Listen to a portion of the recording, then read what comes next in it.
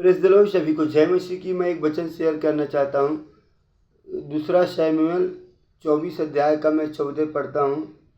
दाऊद ने गाद से कहा, दाऊद गाद से कहता है कि मैं बड़े संकट में हूँ। और आगे लिखा है, हम यहोवा के हाथ में पड़े हैं। इसका मतलब होता है कि मैं संकट में पड़ा हूँ और हम यहोवा के हाथ में भी हैं। संकट के बीच में भी हम परमेश्वर के हाथ में हैं। और आगे लिखा है, क्योंकि उसकी बड़ी दया है। हमारे जीवन में, आपके जीवन में संकट आता है, मुसीबत आता है, परेशानी आता है, हमको चिंता करने की आवश्यकता नहीं है, क्योंकि हम यहोवा के हाथ में पड़े हैं। क्योंकि उसकी बड़ी दया है, क्योंकि उसकी दया बड़ी है। परमेश्वर का दया बड़ा है। हमारे जीवन में, आपके जीवन में संकट आता है, मुसीबत आता है, हम यहोवा के हाथ में पड़े हैं, क्योंकि उसकी बड़ी दया है।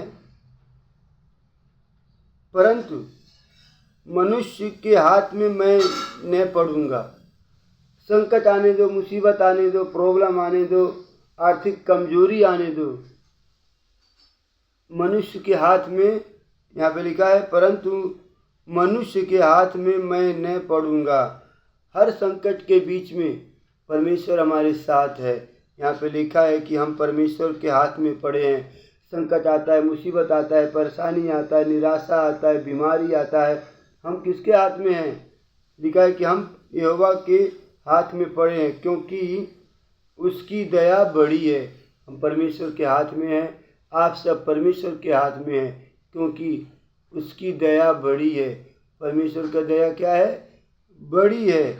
इसलिए यहाँ पे लिखा है, परंतु मनुष्य के हाथ में मैं न पड़ूंगा। परमेश्वर जो है हमसे, आपसे वायदा करता है, क्योंकि उसकी दया बड़ी है। तो हमको चिंता करने की आवश्यकता नहीं है, हमको निराश होने की आवश्यकता नहीं है। हमारा भविष्य क्या है वो सब परमेश्वर देख लेगा, क्योंकि हम यहोवा के हाथ में पड़े हैं और क्योंकि उसकी दया बड़ी है। तो हमको चिंता करने की आवश्यकता नहीं।